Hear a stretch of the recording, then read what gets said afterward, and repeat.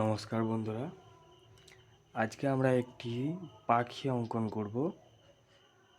2 দিয়ে 2 নম্বর লিখে একটি পাখি অঙ্কন করব।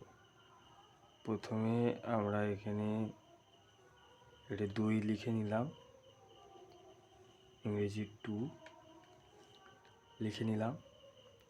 এবার কি করব, আমরা এই 2 এর মাথাটা থেকে একটি পাখি দানা তৈরি করব। দেখো, এইভাবে ছোট্ট ছোট্ট দানার পালকের অংশ তৈরি করবে। এরপর কি করবে, এই 2 এর মাথা থেকে ধরবে, এভাবে গোল রাউন্ডের মতো করে ডানার বাইরের অংশ থেকে এইভাবে ফুলিয়ে দেবে। হলো। এবার আমরা পাখিটির ঠোঁট অঙ্কন করলাম। ছোট্ট একটি গোল করে দিলাম পাখির চোখ, তার ভেতরে আরেকটি ছোট্ট গোল, আউটসাইডটা একটু ডার্ক করে নিলাম। ঠোঁটের মাঝে আরেকটা দাঁড়ি দিলাম। এবার 2 এর নিচটা আমরা একটি সোজা দাঁড়ি রাখব। এখানে এইভাবে কিছু সার্কেল করে দেবে, যেটা পাখির পা বোঝাবে। এখানে 2, এখানে 3টে।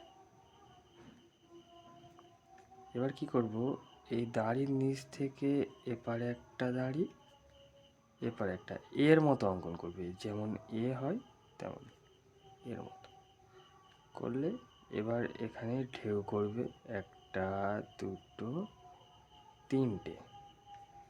এই ঢেউয়ের মাথা থেকে একেবারে উপরে এরকম সোজা 2 দাড়ি টেনে দেবে।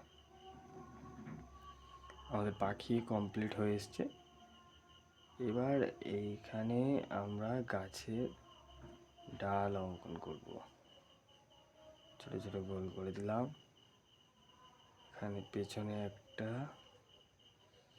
হয়ে গেল আমাদের পাখি।